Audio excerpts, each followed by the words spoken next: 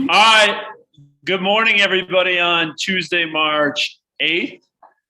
I hope everybody's having a phenomenal sunny Tuesday, and that your March is off to an incredible start. So we're going to kick it off with a little bit of sidebar commentary. And I was driving. I'm playing in a road game today. I'm out in Lake Country, doing team meeting, and as I do, and I usually drive, I'm listening to something, either a podcast or talk radio. And I learned this morning on 620 WTMJ on my ride in this morning that today's International Women's Day. And it made me think and reflect upon our industry as a whole. And it's apropos. If you got my text this morning, I led it with Titans of Industry. And if you look across our industry, specifically in the residential real estate space, there are a lot of titans of our industry who are female, and our industry in general has done a phenomenal job of fostering incredible female leaders within our space. So with that, I commend all of you, and take a moment of reflection for those of you that have female leaders within your space, or those that have been mentors to you, or those that have led you, and thank them and reach out and share a moment of gratitude for them and for putting you in a space to succeed. Or for someone who's had an impact on your life, share a moment of gratitude with them, because it's amazing the impact that you'll have on sharing that with other people. Someone once told me, if you hear something positive or you think something positive of someone else, it is your duty to share that with the other person. So I challenge you to do that today. All right, flipping it over. Our mission, vision, values, beliefs, and perspectives here, right? We talk about our belief systems of win-win or no deal, integrity, do the right thing, customers always come first, commitment in all things, communication, seek first to understand, creativity, ideas before results, teamwork together, everyone achieves more, trust starts with honesty, equity, opportunities for all as we celebrate International Women's Day, and success results through people. Again, I like grounding ourselves in what our mission, vision, values, beliefs, and perspective is every single day, in the terms of how our leadership team is here to serve you and remove obstacles within your business. Flipping over, though, we have a handful of people to celebrate who capped in the month of February. And what an incredible time of year to cap in order to take advantage of the pop of the spring market. More news to come, right? So with that, we have a handful of people to celebrate who capped in the month of February. First, to lead it off, the buyer's agent extraordinaire on the #1 team for JSG, Danielle Forrest. Incredible rise to what she's doing today, guys. If you haven't had an opportunity to connect with Danielle, really interesting backstory. She started on the J. Schmidt Group on their agent success team through leading an admin in an administrative type role, got licensed, and is now their lead buyer's agent within their team, servicing J and Janini's buyers. Danielle Forrest, congrats on capping in the month of February. Next up, Tamika Jones-Clay, TJC, a great leader of the Kristen Cole Network here within the Milwaukee area, an incredible woman, an incredible connector, also has owns and operates a daycare center within the Milwaukee area, an incredible woman. TJC, congrats on capping in the month of February. All right, next up, an incredible woman that is always gracious with her time, always willing to give back and serve others, incredibly probably shares more gratitude than anybody I know, Sarah Oberbrunner, and who just took her first vacation in over 2 years, right? She's figuring out that balance. She went out to Arizona, went hiking with a friend. Sarah Oberbrunner, congrats on capping in the month of February.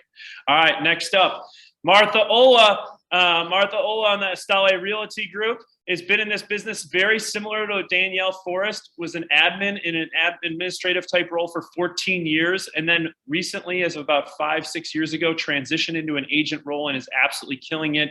One of the things that I'd say is, I totally recognize and understand sometimes agents on teams, it's hard to recognize the production because the production all rolls up through the team and the team. But Martha Ola, congrats. Another year of 25+ million in sales last year. Congrats on capping in the month of February. All right, I'm flipping it over to Deej for Lake Country. Good morning, everybody. Welcome to Capper month, and speaking of teams, our cappers happen to be super big players in the teams here. So Jason Romans, congratulations on PPG. You're crushing it, and obviously work-life balance for this. Look at that beautiful setting there.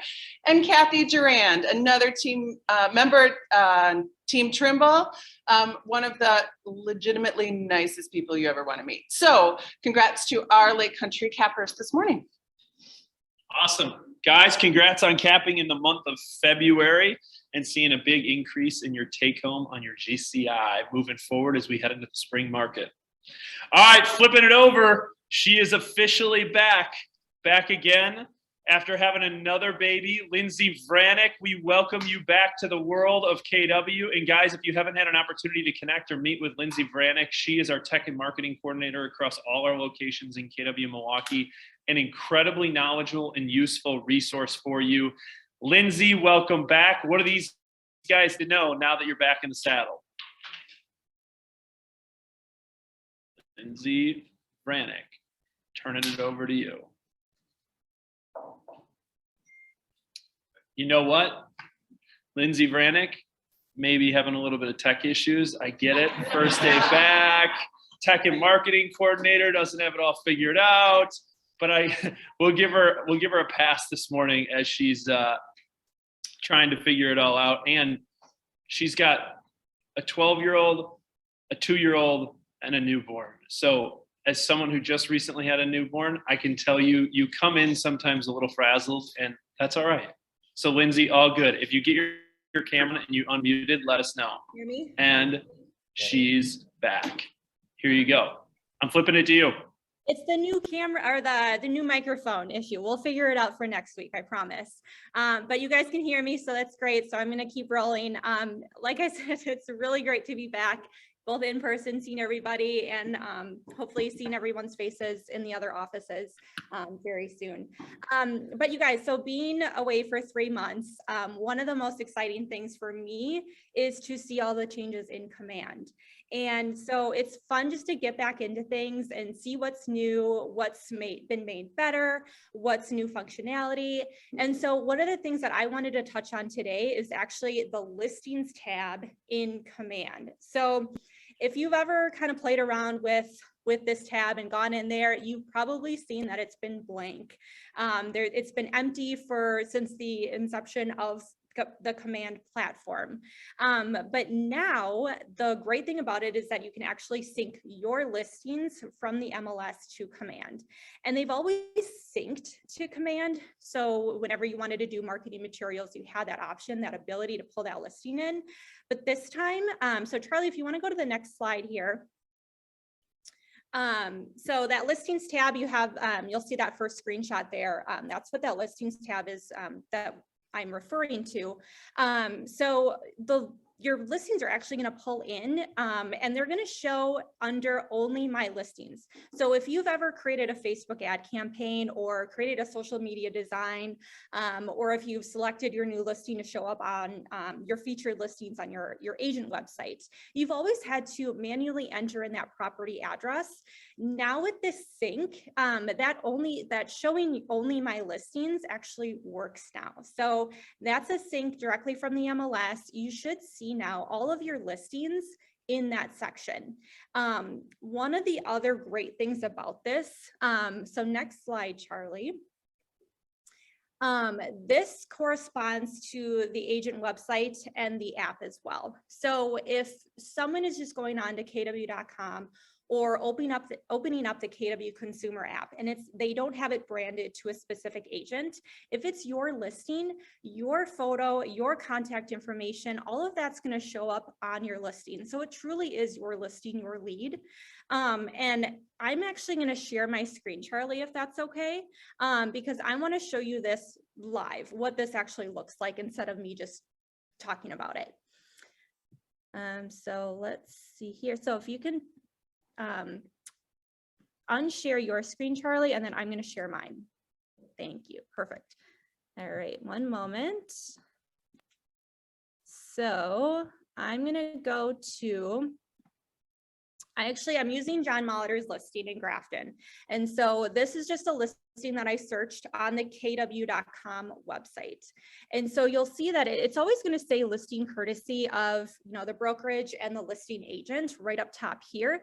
But the best part about it is that now John's name and photo and his contact information is showing all right here.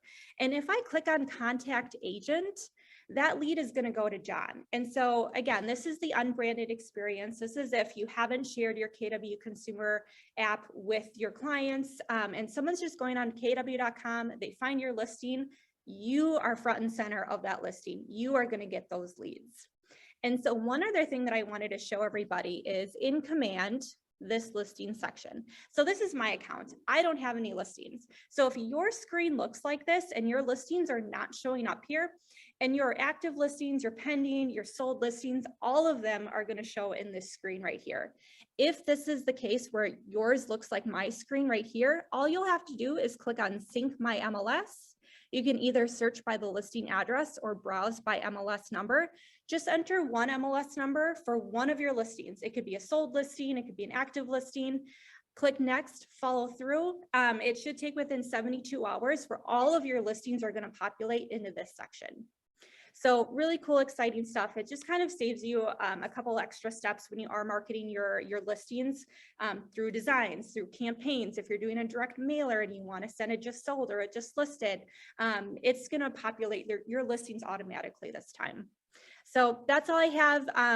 If you guys have any questions on that, don't hesitate to reach out to me. I'm back full time, so just reach out if you need to set up a one-on-one or attend any tech trainings or marketing trainings. Beautiful. Lindsay Vranick, welcome back.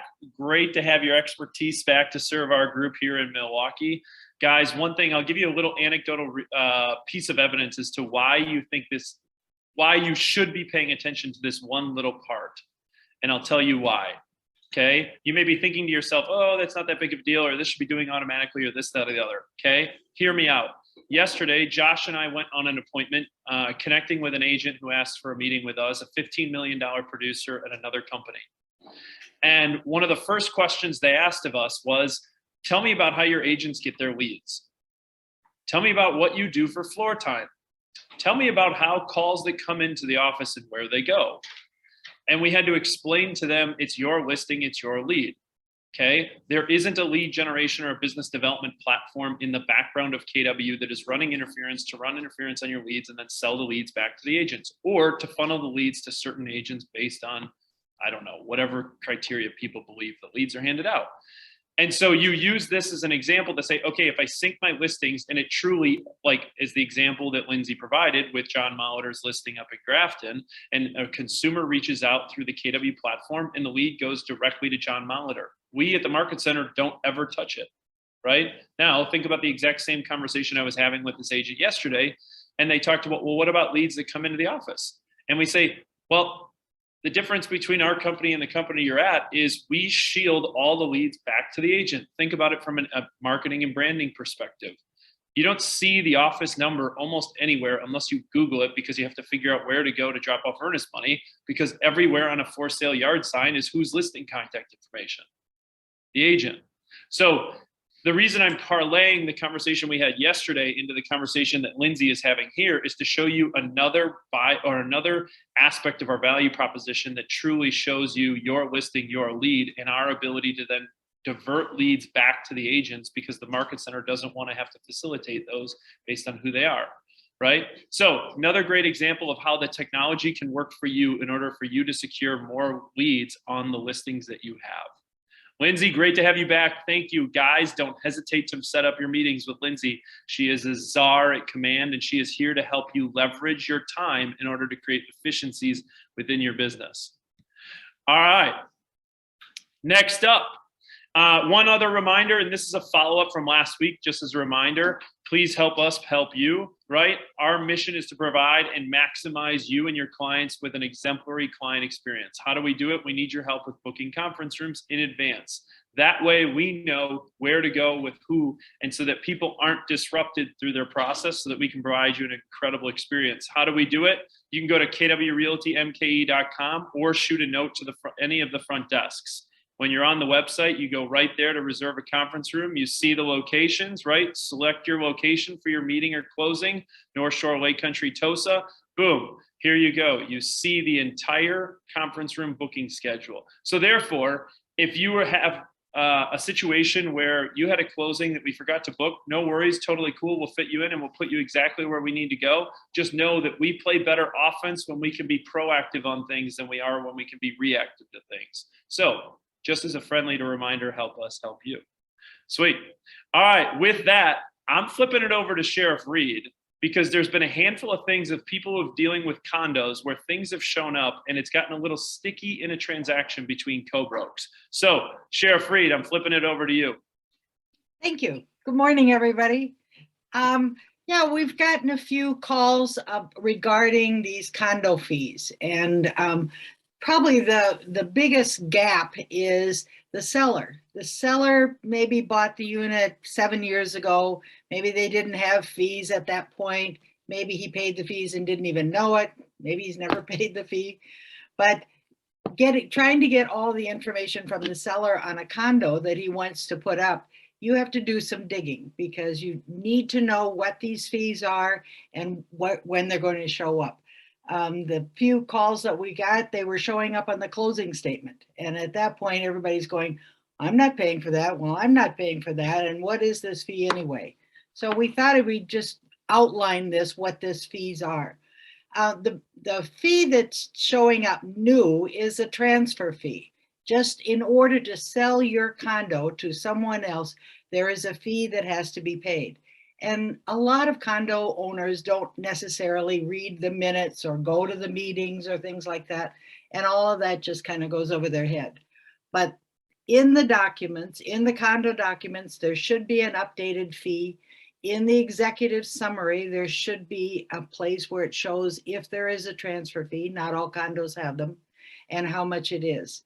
So the Condo Docs Association should alert to the owner of the unit what fees are due when a condo is sold and who pays for them.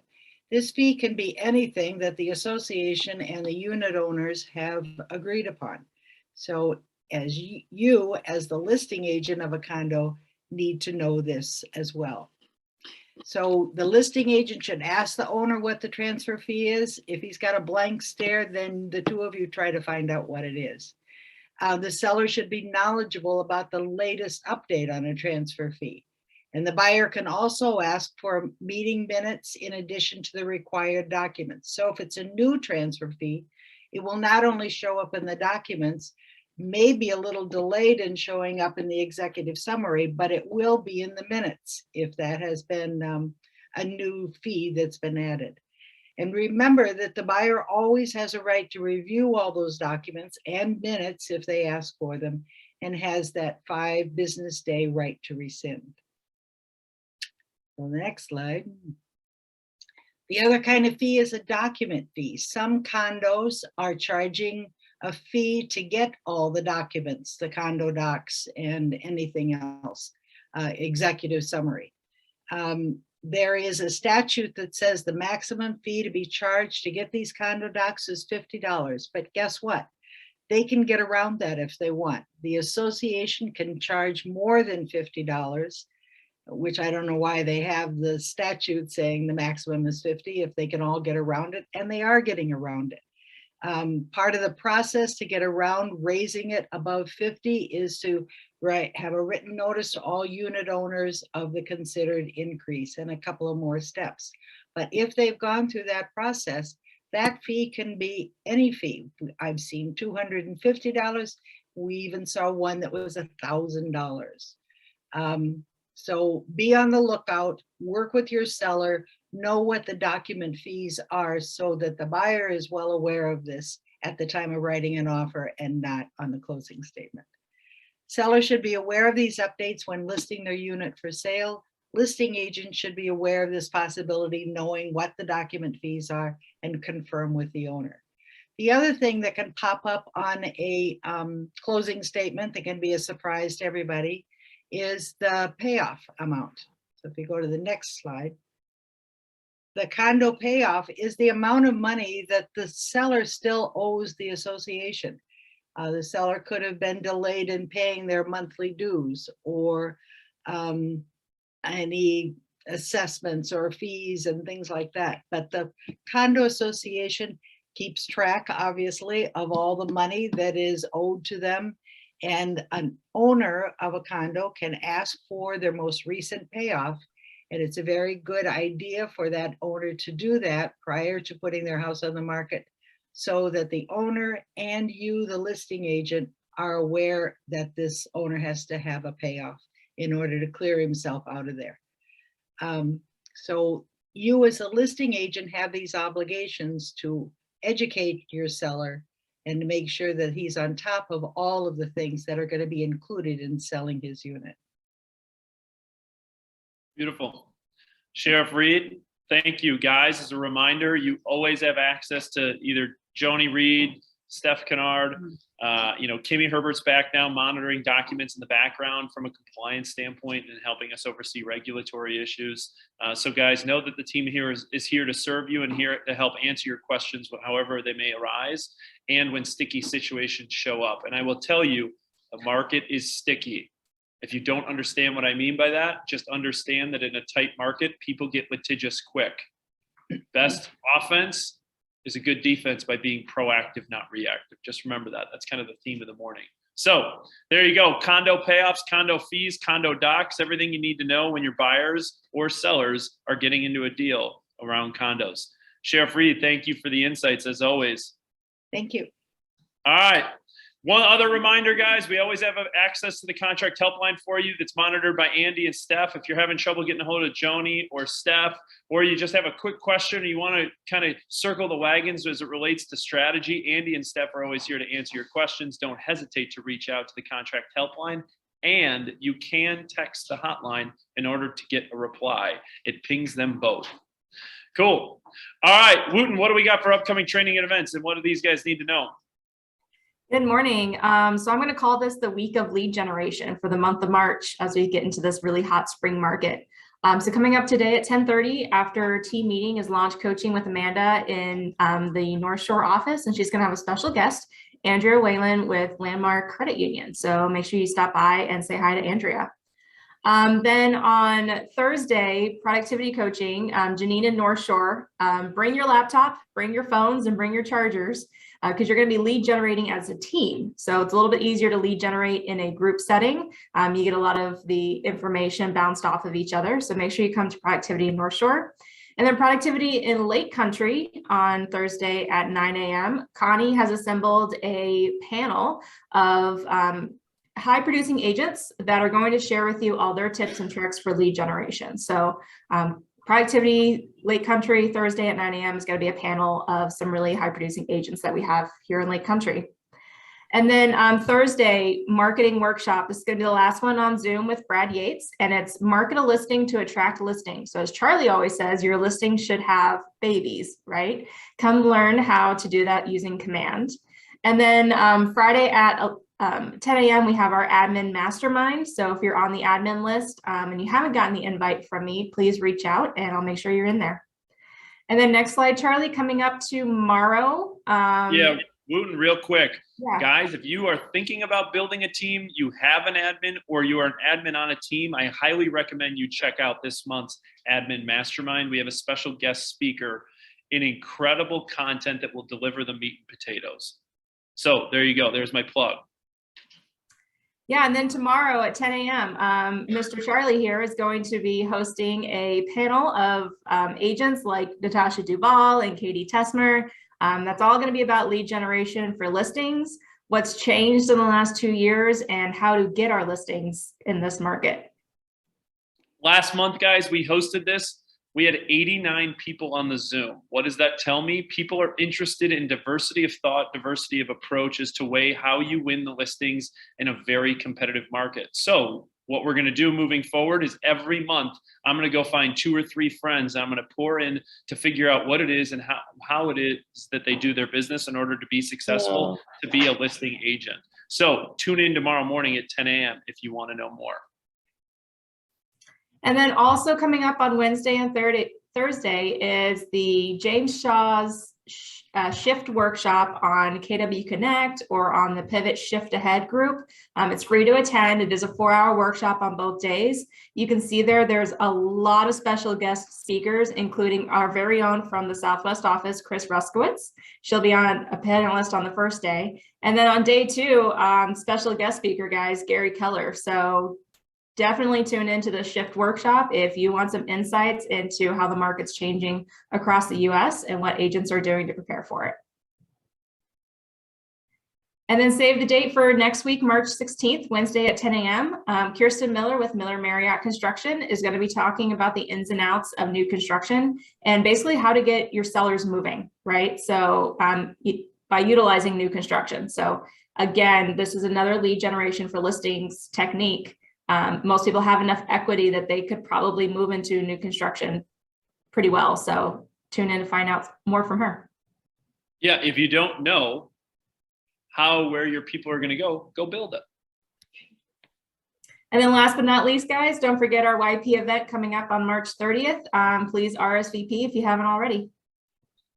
Sweet. Wooten, thank you.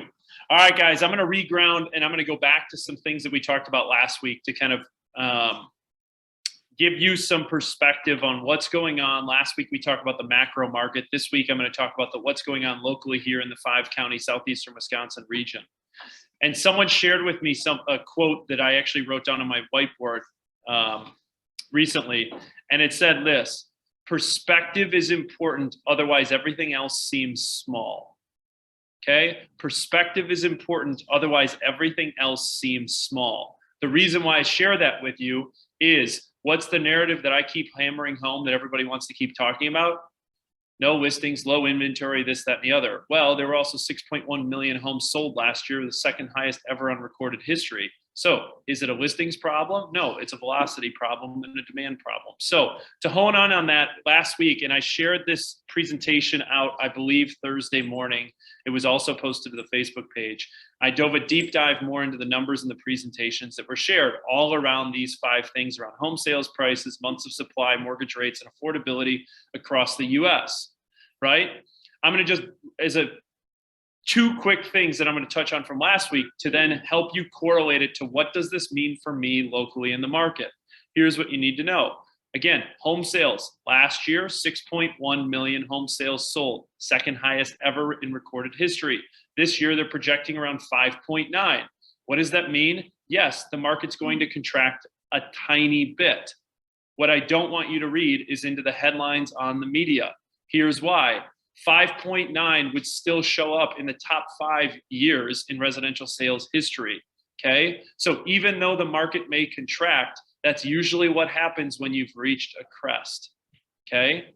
Now, the caveat to that is, as I've said last week, if geopolitics play a major factor in what goes on in the back half of the year, it could throw a wrench in it. And as we've seen, things are moving faster than ever before in recorded history.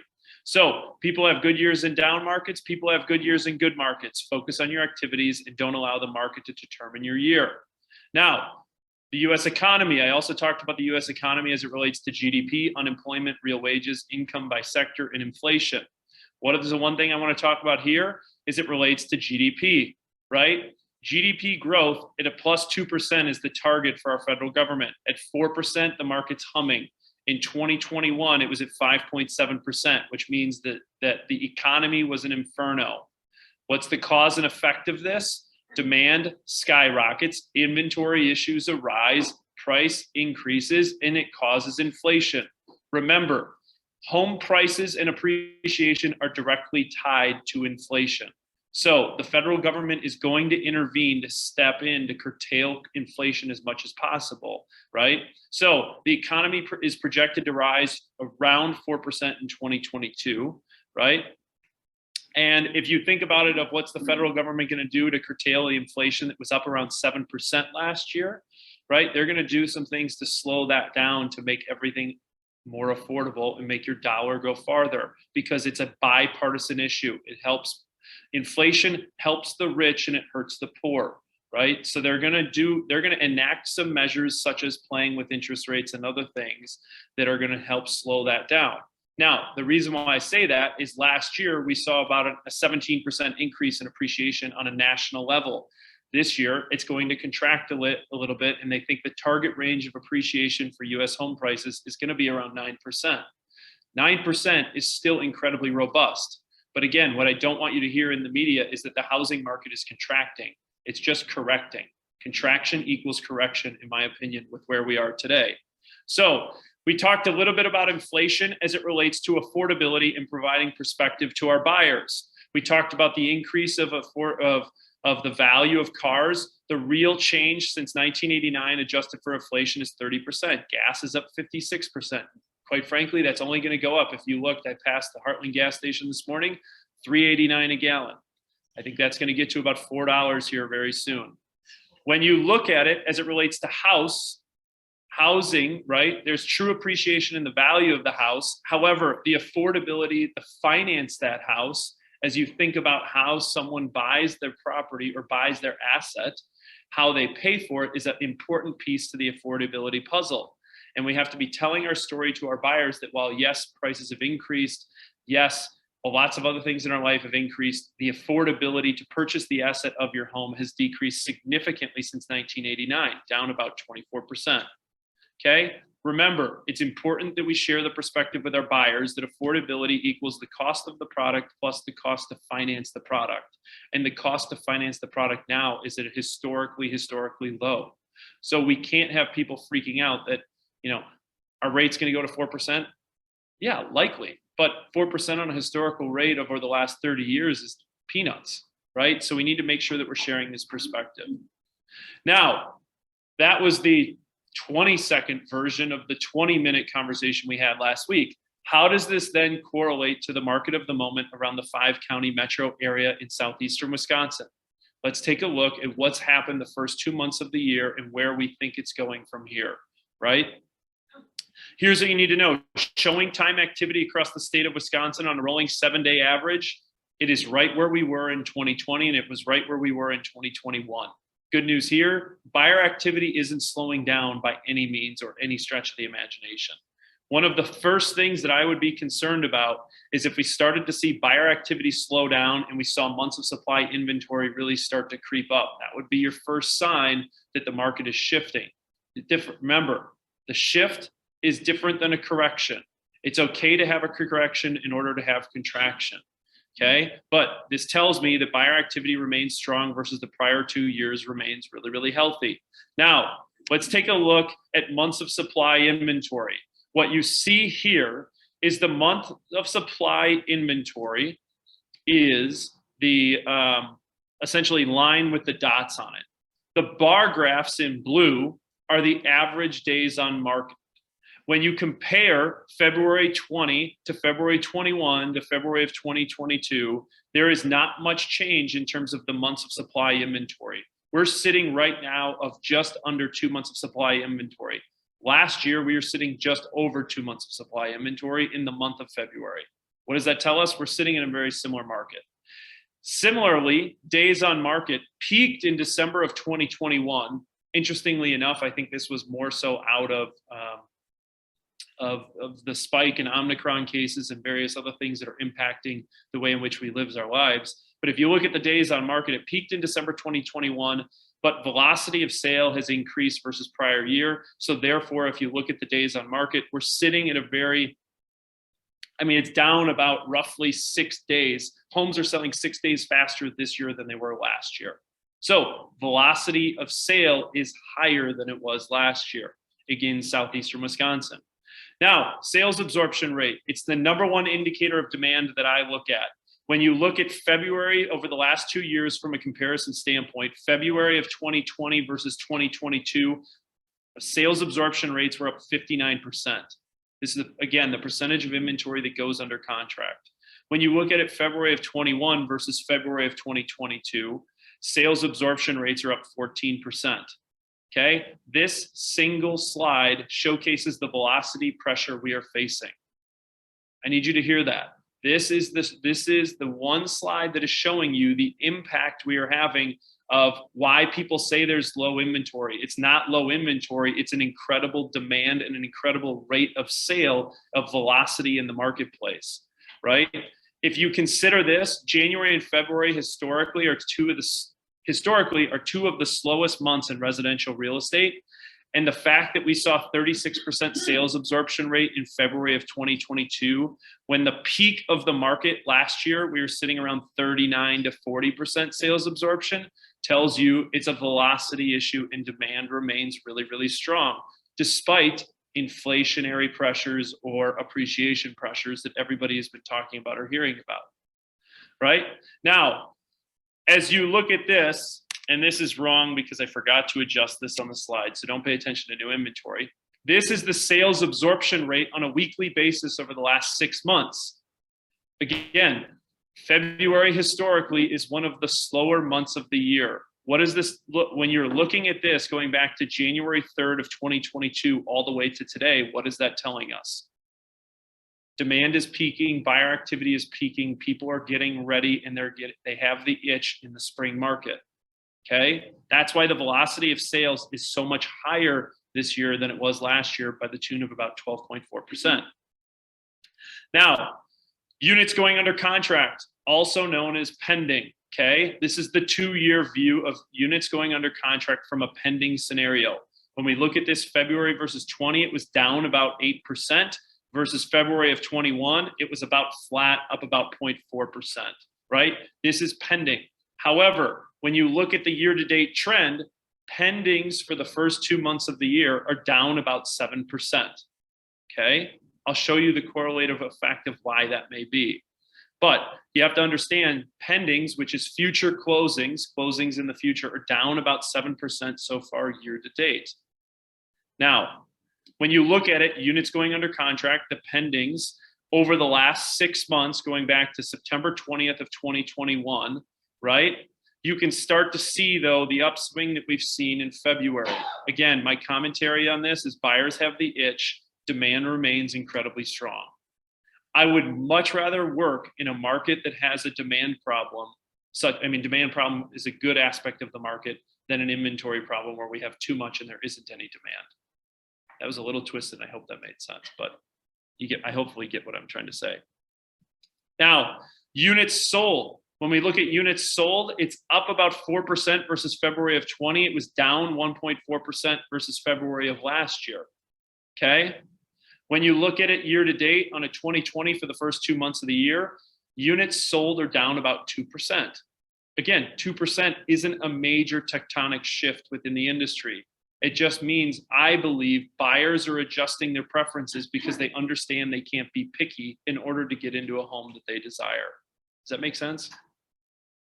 So units sold on the last 6 months basis here, you can see the trend line in terms of units sold. As I talked about historical seasonal trends, January, February typically is the slowest time of the year, but you can start to see over the last 3 weeks where it started to bottom out, it's starting to pick back up. Here's the back end of this whole conversation is new inventory. When you look at new inventory, when you look at it, February of 2020, we're down this year about 29% over the 2-year period. And over the last year of February 21, we were down about 4%, which 4% seems like it could be a lot, but it's only 70 units. Perspective is important, right? In the 2022 year-to-date trend, we're only down about 1.6% on new inventory units this year versus last year over the first 2 months of the year. Now, here's your 6-month view on a weekly trend. If you look at it going back to January, we've been hovering around 425 new inventory units that have come to the marketplace every single week. So what's my commentary on new inventory? Inventory is not popped yet. The market is operating on par with historical trends for the time of year. The market is acting very similarly to the first 2 months of the year that we saw in 2021.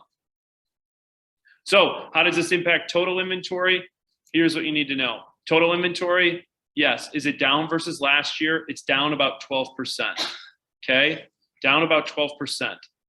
Not the end of the world. we're operating in a very similar market that we were last year. Here you can see the year or this last 6 months on a weekly trend. Again, the red line that you see here through the middle is the 6-month rolling average. We historically have been sitting around 4,400 units. Rate of sale has increased. New inventory units hasn't caught up with the rate of sales. So what does that mean? It means we've bottomed out a little bit on the total inventory units, and we need some of that new inventory to come to the marketplace to keep up with rate of sale. That was a lot of mumbo jumbo. And a lot of you are probably like, that's a lot of data with a lot of graphs. I'm a visual learner. The goal of it was for you guys to see the peaks and valleys of the market with where we sit today in March 8th. So when you go to the Piggly Wiggly or you go to Sendix or when you go to Pick and Save and your friend sees you at the checkout line and says, hey, Kevin Mattson, what's going on in the market of the moment? Here's exactly how Kevin Mattson would reply as he's checking out his chicken wings and a 12-pack of beer. I have no idea, right? You know, hey, Kevin, thanks for asking. You know, the market's operating very similarly as it did to start the year, as it did last year to start the year for the first 2 months. Very similar market, right? Oh, really? Why is that?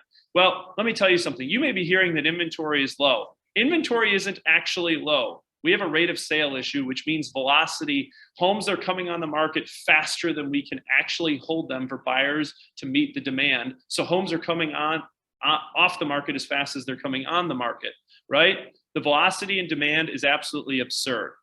Why would that be, Kevin? Well, funny you ask. Let me tell you. The demographics are playing a huge role. People are aging in place longer because they can. Millennials are now make up the largest cohort in the U.S. labor force, and the average age of a millennial is 31 years old. It's the peak first-time home buyer. Oh, by the way, did you know that 45% of all transactions last year had a first-time home buyer? Huh, I didn't know that. Yeah. So supply just simply can't keep up with the velocity or the rate of sale because last year was the second best year in residential sales history in terms of total closed units. We project this year prices will continue to appreciate up around 9%, and rates are going to be volatile, yet still historically low. And affordability isn't the issue because money is cheaper than dirt, right? Wages have gone up, savings are at an all-time high, historically low rates. So I work in a very blessed industry with very good problems. Change the narrative with your clients. You are blessed and you work in a very good industry with very good problems to have. So what are my takeaways as an agent sitting here hoping to have my, remember, hope is not a strategy, but if I'm hoping to have my best year ever, here's my key agent takeaway for you this week. We are in a skills-based market. You need to understand that. We are in a skills-based market. Those that are able to articulate their true value of their services will capture the deal. And remember, if you lose a listing on price, it was your inability to justify your services equitable to your value. In the absence of true value, people will choose price. So the reason why I say it's a skill-based market is scripts, dialogues, the way you approach your buyers, the way you approach your listing presentations. It's a skill-based market where, by the way, guys, the average person in Southeastern Wisconsin knows 12 real estate agents. And 82% of the time, they only interview one person. So in order for you to capture that lead and convert them on the first appointment so that you're either first or you're last, it's a skill-based market. Invest in yourself, invest in your skills, invest in your community to understand what's going on and how you can win in the current market of the moment. Awesome. Guys, that is your Tuesday, March 8th team meeting. I will send out the recap for all the details as it relates to the data and what's impacting our market in Southeastern Wisconsin across the 5-county metro area. North Shore, Sydney's going to lead.